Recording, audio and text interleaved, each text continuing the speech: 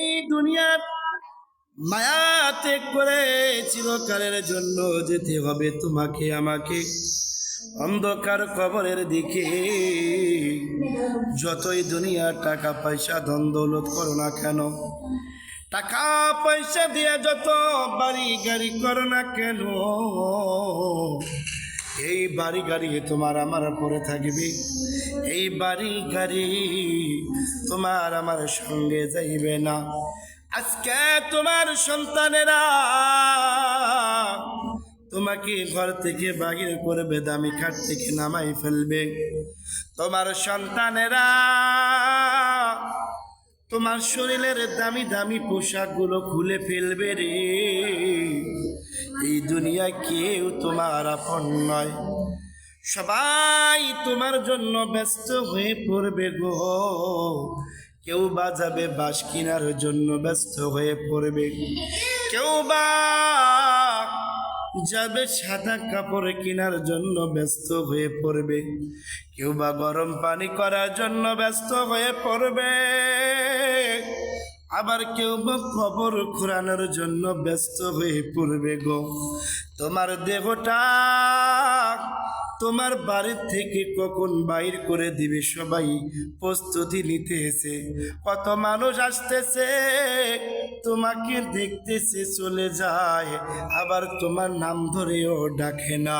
তোমার ছোট ছোট সন্তানেরা তোমার খাটের সামনে হাউ মাউ করে কান্না করে তোমাকে ডাকে, তুমি জবাব দিতে পারো না। এই দুনিয়ার বাহাদুরি আর তোমার রইল না।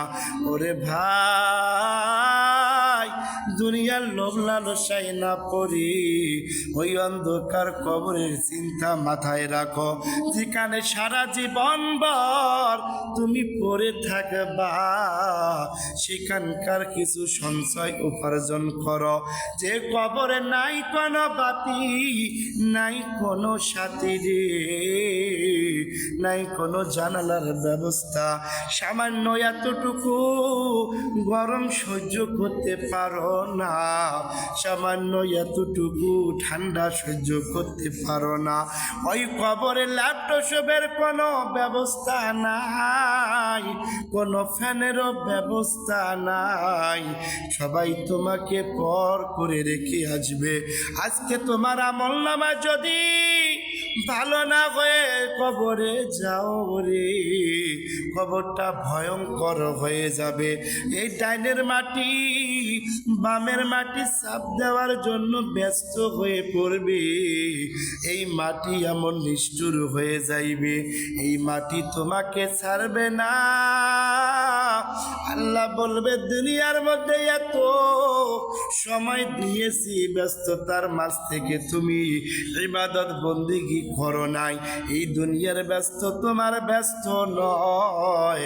একবারও চিন্তা করো নাই তোমাকে কবরে যেতেই হবে, একবারও চিন্তা করো নাই এই বাড়ি করলাম গাড়ি করলাম নিয়ে তো কেউ যেতে পারলো না, আমিও পারবো না। এই কবর এমন কবর যেই কবরে আপনরাও সাথে যায় না, যে কবরে আপনার ছেলে মেয়েরাও পাশে থাকে না। ওরে কবর আমাদের জন্য সরল হয়ে যাইও, আমাদের কষ্ট দিও না, আমাদেরকে কবরে আর কষ্ট দিয়েন না। ওরে কবর এত নিষ্ঠুর হয়ে যাইও না, তত নিষ্ঠুর হয়ে যাইও না। ওরে কবর বারবার তোমার কথাই মনে করি, তুমি আমাদেরকে কষ্ট দিও না, তুমি আমাদেরকে দুঃখ দিও না। আমরা সবাই ইবাদত করব, আমরা নামাজ পড়ব, আমরা রোজা করব, মানুষের সাথে ভালো ব্যবহার করব, মানুষকে কষ্ট দিব না। আল্লাহ আমাদের সবাইকে বোঝার মতো তৌফিক দান করেন।